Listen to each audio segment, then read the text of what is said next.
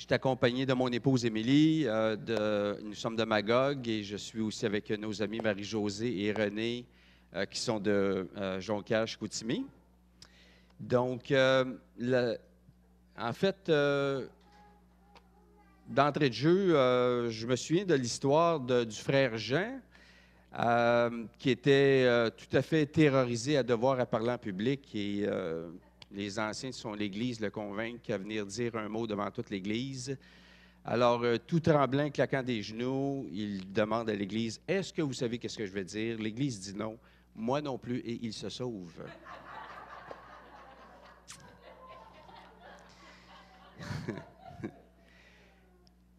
Donc, bien entendu, après une prédication si courte, on le convainc de revenir le dimanche suivant pour poursuivre cette prédication si profonde. Alors, toujours aussi tremblant, claquant des genoux, repose la même question. Est-ce que vous savez qu'est-ce que je vais dire? L'Église dit oui. Comme ça, je n'ai pas besoin de vous le dire. Et il se sauve de nouveau. Donc, on l'a fait revenir une troisième fois et toujours aussi nerveux, claquant des genoux, reposant. La même question, est-ce que vous savez qu'est-ce que je vais dire? La moitié de l'Église dit oui, l'autre moitié dit non. Que ceux qui le savent le disent à ceux qui ne le savent pas.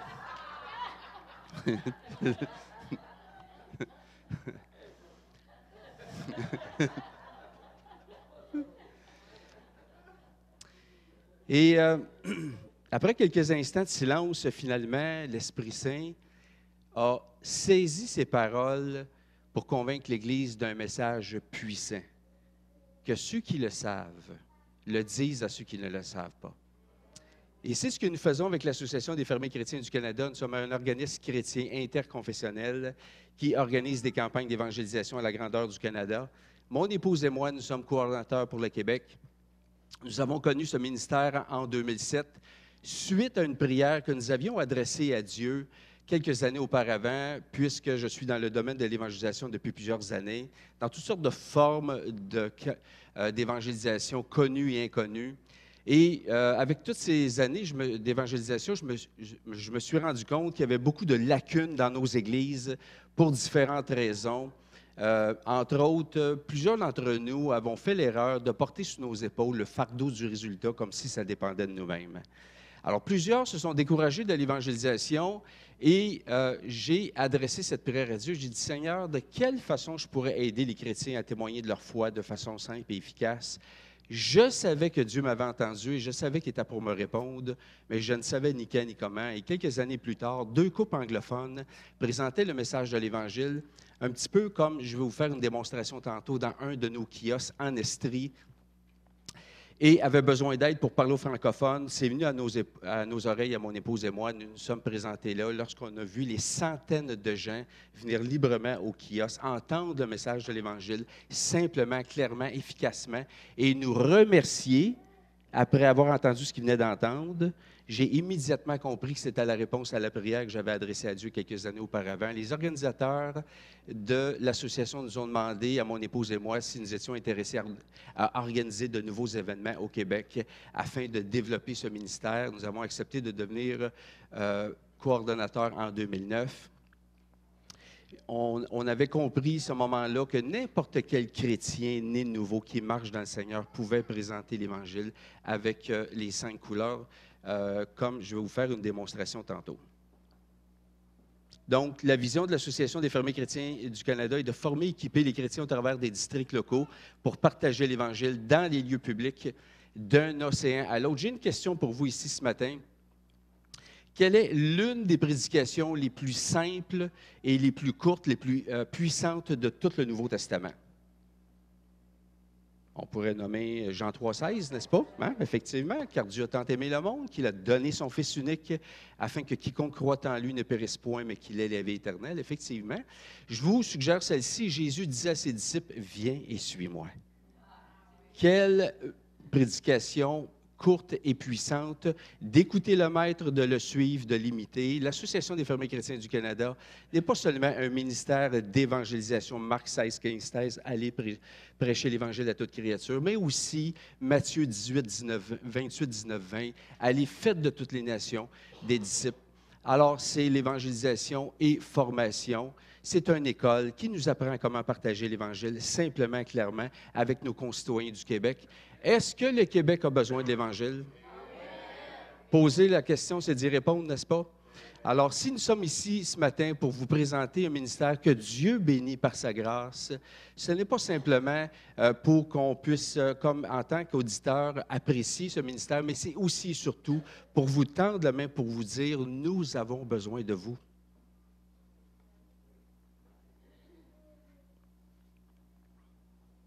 Alors, les prérequis pour être bénévole avec nous, premièrement, ce que nous n'avons pas besoin d'être, un fermier.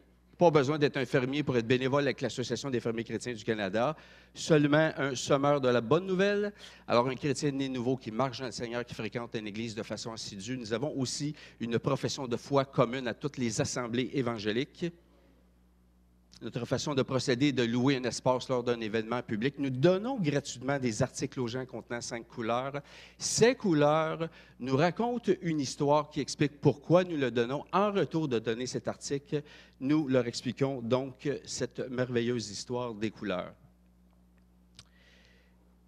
La première couleur, la couleur or, représente le ciel là où Dieu habite, un endroit merveilleux où l'amour et le bonheur vont régner éternellement. Plus de souffrance et de mort à jamais, franchement. Il faut être fou de ne pas vouloir aller là un jour. Mais attention, vous et moi avons un problème qui nous empêche d'y aller, représenté par la couleur sombre, tous nos manquements, nos fautes que nous avons tous commis, que les Écritures saintes nous appellent tous nos péchés. À cause de ceci, la porte du ciel nous est fermée. Pourquoi? Parce que si le mal commence à rentrer au ciel, ça ne sera plus le ciel, n'est-ce pas? Mais parce que Dieu vous aime et m'aime et veut nous avoir avec lui dans son ciel, eh bien, il a trouvé une solution représentée par le rouge. Alors, l'amour de Dieu inconditionnel qui a envoyé son Fils mourir à notre place pour qu'on soit pardonné. En mourant, il est venu payer pour vos fautes et les miennes, et il est venu le faire par amour. Lorsqu'on lui demande pardon, honnêtement, sincèrement, qu'est-ce qui se produit? Eh bien, la couleur blanche représente son pardon. La bonne nouvelle, c'est que Jésus est ressuscité, et si nous lui demandons pardon, et nous avons la certitude d'être pardonnés, que nous croyons qu'il est mort pour nous à la croix. Nous pouvons avoir cette assurance d'être pardonnés. On peut aussi savoir où on va après notre mort. Pourquoi? Eh bien, pas parce que ça serait moi qui vous le dirais ici ce matin, mais parce que Jésus nous le dit dans sa parole. La couleur verte représente la croissance spirituelle, comme une petite plante. Cette confiance qu'on met en lui pour recevoir gratuitement son pardon peut grandir. Comment? Si on lui parle, on appelle ça des prières. Il nous parle aussi dans un livre qui s'appelle la Bible, le fait aussi de se rassembler avec d'autres personnes qui ont fait le choix de faire de Jésus leur sauveur personnel, qu'on appelle l'Église. En résumé, ce que cette histoire des 5 couleurs signifie, c'est qu'elle est au ciel, c'est tout à fait gratuit. Ça ne coûte pas un sou. Pourquoi? Eh bien, parce que Jésus a tout payé ce qui est nécessaire pour qu'on soit avec lui. Et c'est la raison, monsieur, madame, pourquoi nous vous donnons cet article aujourd'hui pour vous souvenir du don gratuit de Dieu au travers de Jésus-Christ. Cette merveilleuse histoire que je viens de vous raconter en 2 minutes, eh bien, plus de 400 bénévoles venant d'une centaine d'églises l'ont partagé à plus de 60 000 personnes, ici même au Québec, en 2017, de bouche-oreille. Plus de 139 jours d'évangélisation est passé en 44 événements. Plus de 6 000 Nouveaux Testaments ont été donnés en main propre à des gens à qui, au préalable, nous leur avons partagé le message de l'Évangile, qui nous ont manifesté un minimum d'intérêt au message de l'Évangile, qui n'avaient pas de Nouveau Testament, qui étaient prêts à lire. Plus de 6 000 cartes New Life qui peuvent maintenant télécharger avec leur téléphone intelligent, etc. Nous sommes passés de 4 événements à 44, plus de 2 000 personnes rejointes à 60 000 de 2008 à 2017. Un petit survol de notre campagne 2017. Alors, nous étions au Salon national de la femme de Montréal pour la 3e année. Tous les gens que vous voyez présentement au diapo sont à notre kiosque. Nous avons présenté l'Évangile à plus de 5 000 personnes en 3 jours. On parle d'une moyenne de 208 personnes à l'heure dont ils ont entendu le message clairement de l'Évangile, dont à peu près une centaine de musulmans auxquels nous avons donné une quinzaine de Nouveaux Testaments en arabe en main propre. Donc, c'était la 2e fois au Salon national de la femme de Montréal que les médias venaient à notre kiosque et pour une interview. Et nous allons écouter un petit vidéo. Ce média a retenu le cœur de l'interview, dont des milliers de Québécois ont entendu au travers des médias. Je me sens déjà une meilleure femme. Sauf que Dieu, dans son amour pour chacun de nous, il y avait une solution, la couleur rouge. Est-ce que le rouge, ça vous dit de quoi? Amour. C'est exactement, mais pas n'importe quel amour. L'amour de Dieu. C'est l'amour de Dieu inconditionnel pour chacun de nous qui a envoyé Jésus-Christ mourir sur la croix. Et pourquoi vous êtes au Salon de la femme? On a été invités ici pour justement de donner la bonne nouvelle. Il y a des colliers pour les femmes. Il y a tout. Je vais prendre un truc de gars. C'est beau. Alors, voici une publicité que nous aurions jamais été capables de se payer et que nous avons eu tout à fait gratuitement ou plusieurs milliers de Québécois ont entendu durant l'année 2017. C'est un événement qui se produit aussi à Ottawa, à Toronto et à Québec et nous avons un kiosque à ces endroits-là aussi. Voici un témoignage du pasteur Jonathan Weddle. J'encouragerais les pasteurs à s'investir personnellement dans ce ministère. Le fait de devoir expliquer l'Évangile en moins de 2 minutes m'a forcé à préciser l'Évangile et à m'en tenir à l'essentiel. C'est aussi une approche qui prête attention à la personne devant nous et pas juste un sales pitch, comme on dit en anglais, un discours de vente. Dans une perspective pastorale, un de mes plus grands encouragements fut de voir 2 de nos membres si inspirés de pouvoir partager leur foi. J'ai vu des personnes qui avaient peur et qui ont lutté avec les décisions de participer au Salon de la femme, mais qui, par la grâce de Dieu, sont devenus des héros de la foi. Leurs vies ont subi une transformation, une confiance accrue dans la providence de Dieu et dans la puissance de l'Évangile.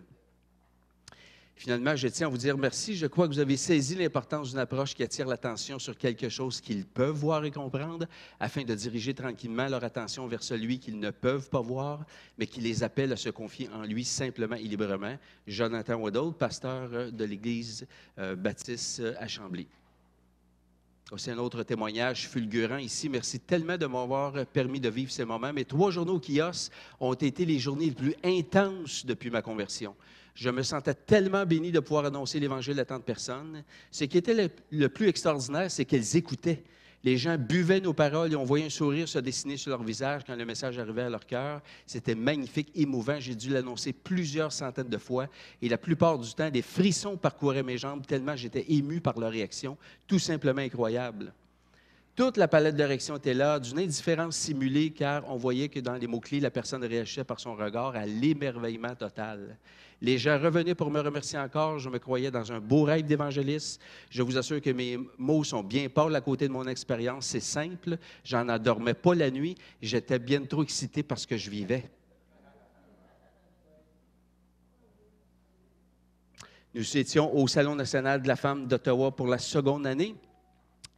Nous avons connu ces événements du Salon national de la femme, entre autres, à Québec, à Exposité, un événement autre totalement. Une femme, une pure étrangère, se promenait avec un pad et regardait les kiosques et prenait des notes. Et lorsqu'elle a regardé notre kiosque, qui était plein de monde, elle voulait savoir ce qui se passait chez nous. Elle se présente, un bénévole lui présente l'Évangile. Lorsqu'elle a eu terminé, elle sort sa carte d'affaires. On a besoin d'un kiosque comme le vôtre chez nous. Le bénévole me rapporte ses paroles. Je vois cette dame, je lui sors ma carte d'affaires. On veut y aller chez vous. Et cette dame était la directrice du Salon national de la femme qui se produit, comme je vous disais tantôt, à Toronto, Ottawa, Montréal et Québec. Et ce sont ces salons qui nous invitent à avoir un kiosque chez eux. Témoignage d'Ivy.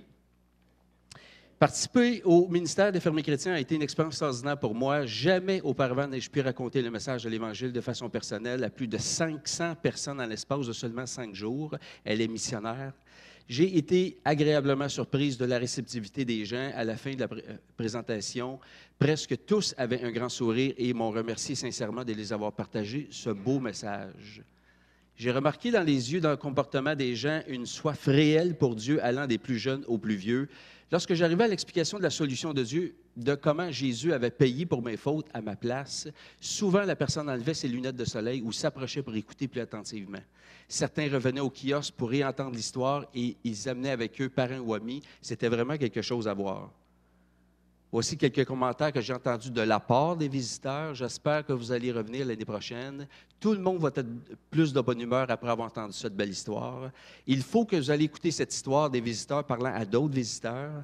Merci beaucoup. On n'entend plus parler de cela de nos jours. Nos enfants ont besoin de l'entendre. J'en ai des frissons. Wow, c'est tellement beau et logique, ça a du sens. Merci, merci, merci, madame. Qui a dit que le Québec n'était pas ouvert à l'Évangile, à part des mensonges du média? Donc, nous sommes à l'Expo agricole d'Armstown, au sud-ouest de Montréal, une petite expo qui attire peut-être 6-7 000 visiteurs. Nous avons parlé l'année dernière à près de 900 personnes, donc une moyenne de 11, 12, 13, 14 % certaines années des visiteurs de l'Évangile, ce qui est une excellente moyenne. Ce qui retient mon attention ici, c'est que c'est un homme d'une 60aine d'années qui se présente au kiosque, qui voulait remercier mon épouse qui lui avait présenté l'Évangile l'année précédente. Mon épouse n'était pas là cette année-là. Et cet homme voulait la remercier puisque son intervention l'avait ramené au Seigneur. C'est un chrétien qui avait quitté l'Église, qui ne marchait plus dans les voies de Dieu. Et maintenant, sa vie chrétienne allait beaucoup mieux. Il voulait la remercier de son intervention.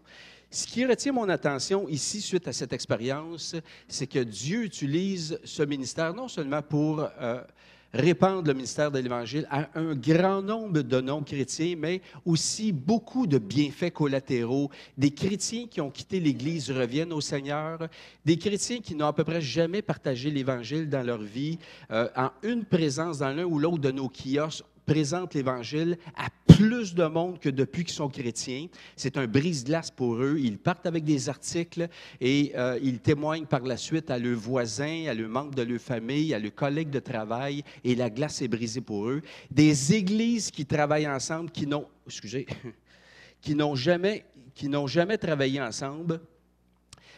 Des chrétiens qui partent dans les pays en voie de développement pour un voyage dans le sud durant l'hiver avec des dépliants en espagnol. Ils ne parlent pas un mot espagnol, mais le dépliant parle par lui-même.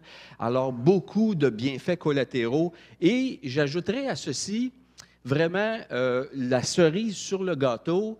Nous avons même des bénévoles qui sont convolés en juste noces, qui se sont connus dans l'un ou l'autre de nos kiosques, dont nous avons ici ce matin René et Marie-Josée, qui ont convoqué en juste noces au mois d'avril dernier.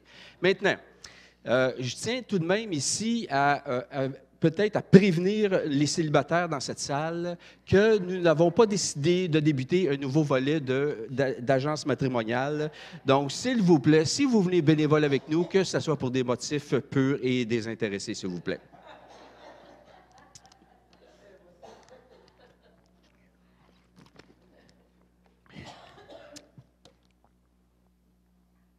Gestion de l'exposition agricole de Trois-Rivières pour la 6e année.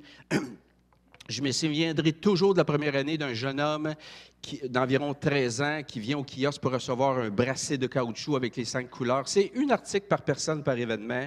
Je le vois arriver la 4e journée, venir chercher un 4e bracelet. Je lui dis combien qu'on a le droit. Il me regarde combien t'es rendu? Ah, c'est pas jamais aussi après mes chevilles. Ah, OK.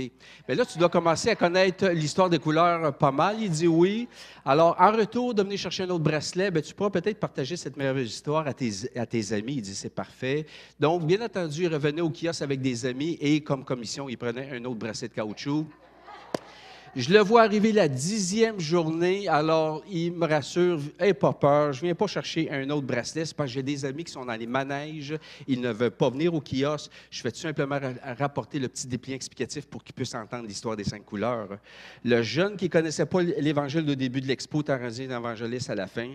On appelle ça une progression tout à fait fulgurante, n'est-ce pas?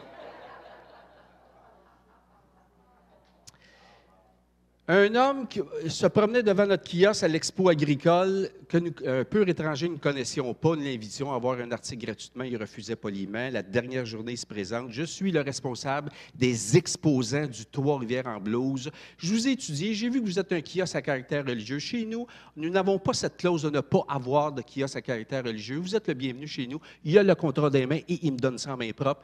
Nous sommes depuis cette année-là au Trois-Rivières en blouse. Nous sommes au Vieux-Port ici à Trois-Rivières, bourré de monde, et nous rejoignons une clientèle tout à fait différente de l'expo agricole. Et on pourrait se poser la question, quel est le rapport entre vache et guitare? Eh bien, absolument aucun, à part du fait qu'il y a des armes à rejoindre, et Dieu le savait bien, n'est-ce pas? Nous sommes au Radio du Camion, au Témiscamingue, un événement tout à fait anti-écologique ici, frères et sœurs, qui attire des dizaines de milliers de visiteurs dans un village minuscule du Témiscamingue, aux frontières de l'Ontario. Un pasteur qui venait de déménager dans ce village entend parler de cet événement qui attire autant de gens. Il se dit, de quelle façon je pourrais rejoindre tous ces gens avec l'Évangile? Il ne nous connaissait pas, mais il connaissait quelqu'un qui ne nous connaissait pas, mais qui connaissait quelqu'un qui nous connaissait. En tout cas, tout ça pour vous dire que finalement, il finit par nous rejoindre. J'explique comment faire. Il est trop tard rendu à ce moment donné-là pour avoir un kiosque sur le site, mais il pouvait installer un kiosque sur le terrain de son église qui était à l'entrée du site et à peu près tout le monde devait passer devant son église pour aller sur le site. Une chose que j'ai appris là-bas que je ne savais pas, c'est annexé à ce village, il y a une communauté autochtone et pour la première fois, nous avions 2 bénévoles autochtones nés nouveaux qui présentaient l'Évangile avec leurs confrères autochtones. Et une de ces bénévoles autochtones nous disait, l'endroit où nous étions, à cette église, anciennement, c'était un bar et moi, j'étais la barmaid. Anciennement, je vendais de l'alcool, maintenant, je donne l'eau de vie. Et au moment que je suis devenu chrétienne, on a prié pour que Dieu ferme ces endroits de boissons. Il y en avait 7 dans un village. Nous savons jusqu'à quel point que nos amis autochtones peuvent avoir des problèmes de toxicomanie, de boissons. Il en reste seulement un d'ouvert, puis on continue de prier. Donc, nous étions au Radio du Camion pour la 5e année consécutive et c'est un événement qui avait une telle réputation. Vraiment, rendu à minuit, c'était dévergondé au point que ça nous donnait une excellente idée de ce que pouvait être Sodome et Gomorrhe par poids. Et la population a fait faire une pétition pour faire fermer cet événement à l'Hôtel de Ville, une pétition qui n'a pas passé et c'est cette année-là qu'on a pu avoir pour la première fois notre kiosque. Dieu avait une bien meilleure solution que de faire fermer l'événement. Il y avait l'Évangile à apporter à ceux qui en ont besoin. Amen. Nous sommes à l'expo de Bedford, en Montérégie. D'autres excellents témoignages. 3 jeunes filles, des adolescentes, se présentent au kiosque habillées de façon provocante et franchement, le mot est faible. Et 2 de ces demoiselles quittent le kiosque avant que je termine l'histoire. La 3e demeure, elle est touchée les larmes aux yeux et nous faisons la prière de repentance là, au kiosque avec elle. Elle revient le lendemain, habillée beaucoup plus modestement avec ses 2 amis qu'elle avait ramenés, probablement qu'elle les avait convaincus que vous auriez dû rester jusqu'à la fin, vous avez manqué quelque chose. Et une de ces 2 qui avait quitté, qui semblait être la leader des 3, s'était mise dans la tête de me provoquer et comme de fait, elle s'était mise dans une position très provocante. Je lui raconte l'histoire de l'Évangile de nouveau. Elle me coupe la parole, elle dit « Moi, Dieu n'a jamais rien fait dans ma vie, mais le diable, oui. » Je lui dis « Le diable, il fait tout simplement t'utiliser et quand il va avoir terminé avec toi, pour te remercier, il va se débarrasser de toi. Est-ce que c'est ce que tu veux? Dieu, au contraire, t'aime tellement qu'il va te donner une vie nouvelle, un bonheur que tu ne peux même pas t'imaginer et surtout la vie éternelle avec lui pour toujours dans le ciel. Tu ne penses pas que le deal est meilleur? Alors, elle est touchée, elle quitte le kiosque, semble-t-il, parce qu'elle a besoin urgemment d'aller aux toilettes. Je crois que c'était plutôt pour essuyer ses larmes. Elle revient avec une position beaucoup plus modeste. Elle me dit, raconte-moi donc ton histoire des 5 couleurs. Je raconte l'histoire des couleurs, je lui offre un Nouveau Testament et je lui demande si ça va prendre le temps de la lire. Elle dit oui. Et quand je dis oui à quelque chose, je tiens ma parole. Nous étions au Mont-Tremblant, dans les Laurentides, pour la première fois et franchement, nous avons vécu une expérience assez spéciale aussi. Une bénévole, une chrétienne, nous avait vu en action dans un autre événement, dans une autre ville, avait dit « Vous devriez venir à notre événement Abondance en fête ». Elle me contacte et j'avais beau lui poser des questions parce que nous avons comme principe de ne pas être là où il y a déjà un témoignage chrétien pour dédoubler les témoignages chrétiens, pour pas que ça devienne une confusion pour les non-chrétiens. Et j'avais beau lui poser des questions et j'avais pas moyen d'avoir les réponses satisfaisantes. Je décide tout de même d'aller là. Et comme de fait, je finis par me rendre compte que je me suis retrouvé finalement dans une division puis une chicane de clochers. Et là, de fil en aiguille, là, on était supposé d'être là 2 jours. Quand j'ai su ça, après la première journée, moi, je pactais mes choses et je m'en allais. Je ne voulais pas participer à cette histoire de chicane de clocher. Et finalement, vraiment, c'est Dieu qui a permis ceci, même si ce n'était pas dans mes principes. Et finalement, j'ai pu rencontrer les partis opposés de manière à leur proposer de plutôt travailler sous une même bannière, qu'on était là non pas pour essayer de pacter nos bâtiments et puis de chercher notre agenda personnel et de tirer chacun sous sa couverte, mais que c'était plutôt le salut des âmes puis la construction du royaume de Dieu qui transcendait nos différences. Ils ont accepté et nous allons travailler sur une même bannière cette année, en 2018. Nous étions au Festival Western de Saint-Gabriel en banlieue de Rimouski, une première présence dans ce petit événement. Nous n'avons pas rejoint beaucoup de gens, c'était un petit événement, mais attention, surprise. Ici, vous voyez, ça c'est notre kiosque, et le kiosque voisin avec le toit noir était une station de radio country western qui couvrait toute la Gaspésie en direct, qui était la cote d'écoute numéro 1 le samedi, et l'animateur principal est venu nous demander pour une interview en direct, et des dizaines de milliers de Gaspésiens ont entendu le message de l'Évangile directement à la radio.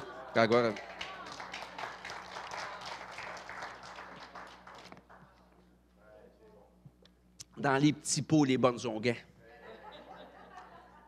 Surprise. Nous étions au Challenge 255 à Baie-du-Fèvre, sur le bord du fleuve Saint-Laurent, entre Nicolette et Sorel. Un événement qui ressemble un peu au rodéo du camion. Et comme on dit, on ne choisit pas ses voisins, n'est-ce pas? Alors, voici notre kiosque. Et ici, je vais lire ça dit « Support your local Hells Angels Montreal ». Alors, vous voyez, la seule chose qui manquait, c'était une genre de pancarte entre les deux, avertissant les visiteurs qu'à votre droite, voici la voie large pour la perdition et à votre gauche, le chemin étroit pour l'éternité. Nous n'avons pas installé cette pancarte tout de même.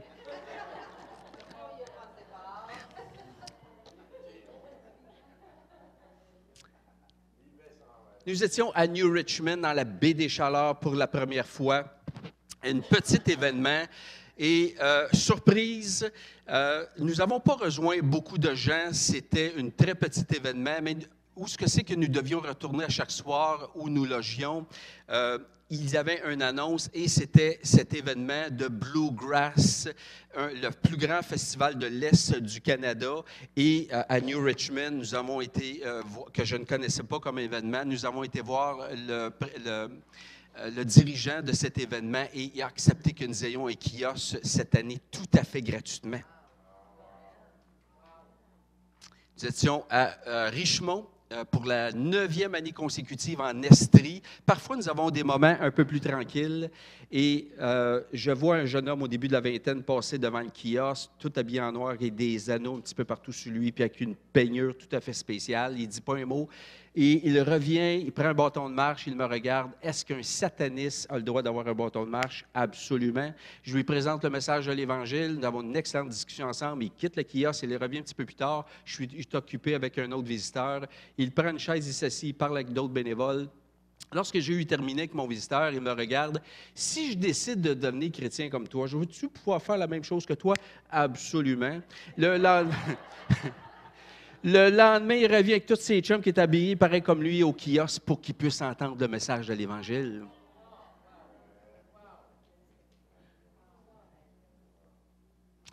Nous étions au Festival Western de Saint-Tite, un événement qui attire plus de 600 000 visiteurs en 10 jours. Les rues sont pleines à perte de vue dans tous les sens. Nous avons un kiosque d'un couple chrétien qui nous accorde cet espace tout à fait gratuitement au coin, imaginez-vous, de Saint-Pierre et Saint-Paul. C'est tout à fait prophétique. Il pourrait louer cet espace plusieurs dizaines de milliers de dollars. Chaque pouce carré est exploité à Saint-Tite et pour l'Évangile, c'est gratuit. Et nous sommes parfois jusqu'à 20 bénévoles qui présentent le message de l'Évangile. Tout le monde est occupé. Nous avons 4 autres bénévoles qui sont là seulement pour faire la circulation des gens et nous avons une file d'attente. Alors, ça, on appelle ça la pêche miraculeuse, frères et sœurs.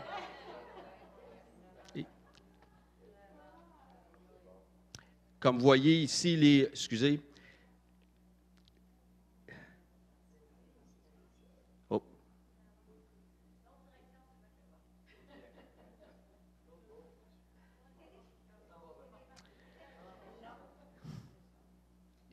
Si vous remarquez ici, nos cowboys sont bien armés. Je le vois. Nous étions à l'exposition agricole de Chicoutimi pour la 2e année. Alors, plus de 5000 personnes en 5 jours pour un événement qui attire environ 40 000 personnes. Donc, on parle d'une moyenne de 13-14 % des visiteurs qui ont entendu le message de l'Évangile. Et un événement auquel, entre autres, nous vous convions à participer. Nous serons de retour cette année, en 2018. Voici un témoignage de Nancy et Martin qui ont participé avec nous à l'exposition agricole de Chicoutimi. En premier lieu, j'aimerais parler des craintes qui s'étaient emparées de nous avant la tenue de l'événement. Même si nous sommes des chrétiens de plus de 30 ans à la fois, même si nous sommes des personnes ayant l'habitude de parler en public et que nous avons à plusieurs reprises évangélisé dans divers lieux, nous avions peur de ne pas savoir quoi dire de manière exacte, peur de ne pas savoir comment le dire, peur de faire rire de nous, peur de ne pas être à la hauteur, peur que les gens ne soient nullement intéressés par le message de l'Évangile, etc. Lors de l'événement, nous avons constaté que toutes ces peurs étaient non fondées. La prière, la formation donnée par les fermiers chrétiens, la rencontre avant de commencer à donner les articles pour la première fois, le briefing, le suivi individuel, le soutien constructif nous ont permis de prendre beaucoup d'assurance dès les premières minutes. À notre plus grande surprise, les gens affluent en grand nombre et désirant entendre le message des 5 couleurs qui résume la bonne nouvelle, l'Évangile de Jésus-Christ. Voici d'ailleurs quelques moments inoubliables de nos rencontres. Une famille de 2 enfants arrive à la table. Les parents ne sont pas intéressés, mais l'un des enfants, environ 10 ans, écoute attentivement et reçoit avec joie et admiration cette bonne nouvelle en laissant échapper un « wow ». Il est ému, nous remercie, demande un Nouveau Testament. Une autre famille de 2 enfants arrive à la table. Les parents ne sont pas intéressés, mais l'un des enfants, environ 8 ans, écoute attentivement puis quitte après avoir choisi son article. Après quelques secondes, il revient courant à la table, me dit « En tout cas, moi, j'y crois à votre histoire. » Puis, il retourne retrouver ses parents. Si les parents ne veulent pas croire, Dieu va passer par les enfants, n'est-ce pas? Et je ne parle pas de toutes ces personnes qui ont discuté et qui m'ont dit de ne jamais avoir entendu parler de Jésus-Christ de cette manière, ou encore celles qui se sont montrées intéressées par l'Évangile. Je n'oublierai jamais ces journées où annoncer l'Évangile est redevenu plus clair dans ma vie, où notre petite Église s'est fait bouleverser par la joie que donne l'annonce de la bonne nouvelle.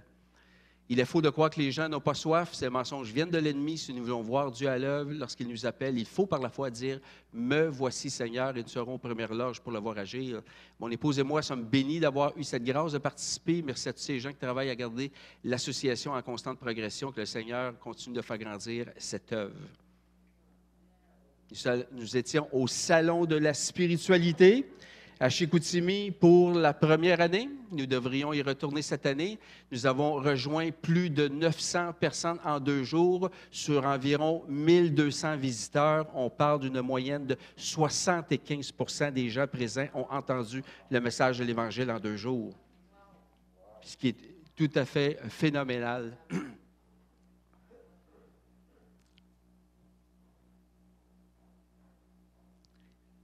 Donc, nos bénévoles en action. Voici un témoignage de Sony.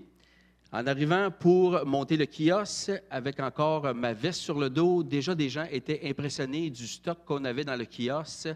Ce n'était pas encore commencé, on faisait simplement monter le kiosque.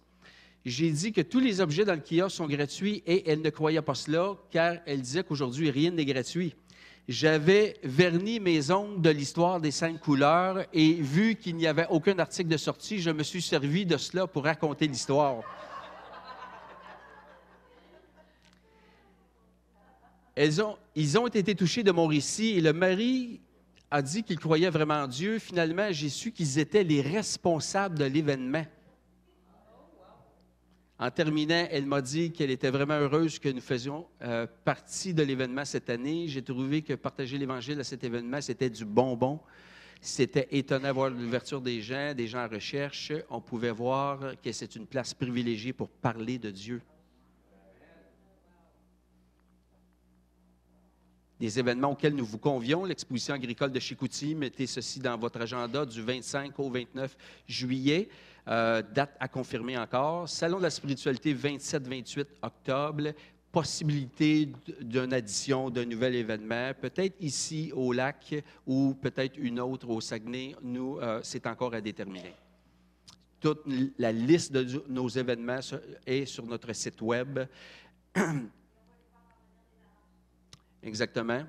Donc, et tous ceux et celles qui veulent participer avec nous doivent suivre une formation qui est disponible sur notre site Web. Vous devez vous inscrire, c'est gratuit, afin de pouvoir suivre cette formation en vidéo, une durée d'environ 1h15. Vous avez aussi la possibilité de l'avoir par écrit, cette formation, qui sera disponible à la sortie ici sur notre table. Donc voilà.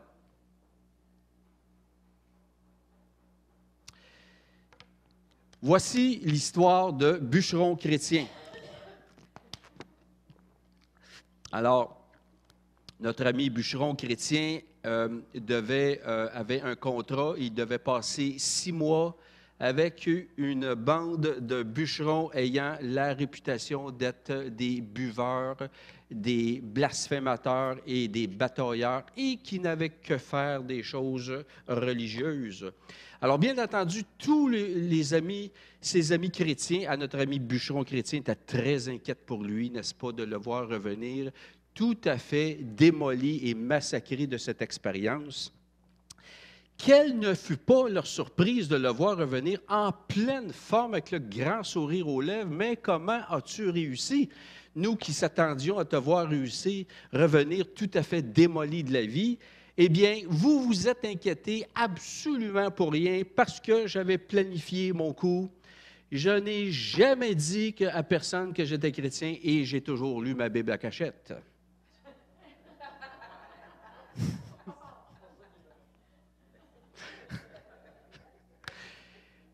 Levez donc la main ici ce matin, ceux parmi vous qui n'ont jamais entendu parler que la Bible nous demande de partager sa foi autour de soi. J'ai une autre question. Qui parmi vous ce matin est devenu chrétien parce qu'une autre personne a eu suffisamment le courage de vous partager sa foi autour de vous? Ah, on voit plus de mains levées maintenant, n'est-ce pas? Oui, Dieu, dans sa souveraineté, a décidé que le salut, en grande partie, se communiquait de bouche à oreille. Hein? Ça nous dit dans les Écritures que nous sommes sauvés par la grâce, par le moyen de la foi, et que cette foi qui nous sauve vient de ce qu'on entend. Hein? Vous conviendrez avec moi que c'est très difficile de croire en quelqu'un qu'on ne connaît pas, qu'on n'a jamais entendu parler, n'est-ce pas? Le peuple québécois, bien entendu, n'est pas un peuple innocent, hein, sans péché, mais un peuple ignorant. Ignorant comme nous l'étions, vous et moi, avant que quelqu'un nous partage le message de l'Évangile. Voici ici un texte puissant de l'apôtre Jacques. « Celui donc qui sait faire ce qui est bien et qui ne le fait pas commet un péché. » Est-ce que ça vous est déjà arrivé d'avoir manqué de courage quand est venu le temps de partager votre foi autour de vous? Oui, hein? Moi, je peux lever mes 2 mains, même encore après toutes ces années, n'est-ce pas? Eh bien, ce que les Écritures nous enseignent ici, c'est que le mal, selon la Bible, ce n'est pas seulement de faire du mal, mais c'est aussi de ne pas faire le bien auquel nous sommes appelés à faire, n'est-ce pas? Je comparerais le monde dans lequel nous vivons, spirituellement parlant, à un grand jardin. Qu'est-ce que ça prend pour détruire un jardin? Je vous pose la question. Que devons-nous faire pour détruire un jardin?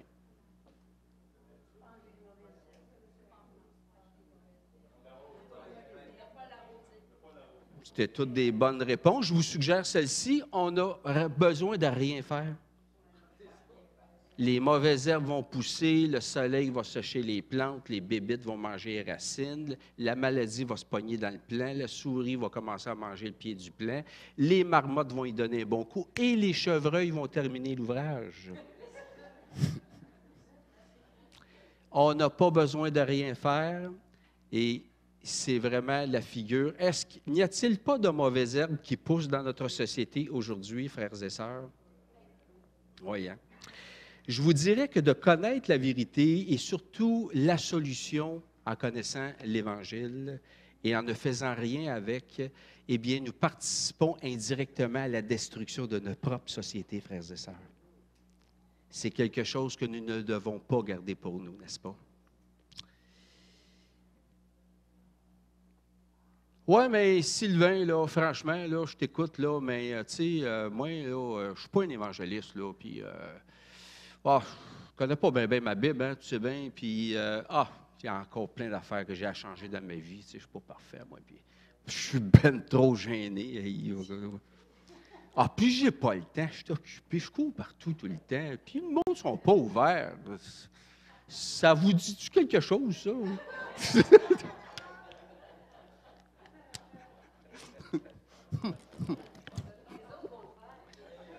Ouais, c'est ça. Eh bien, en fait, je vous dirais qu'il n'y a aucun domaine, tout domaine confondu de la vie chrétienne, où nous avons autant d'excuses que l'évangélisation.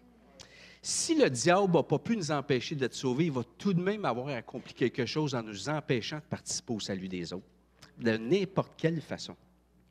Si c'est ton cas ce matin, puis si tu te sens incapable, là, sache que c'est justement toi que Dieu veut. Pourquoi? Parce que Dieu n'appelle pas des gens qualifiés nécessairement. Il qualifie les gens qui l'appellent. Amen.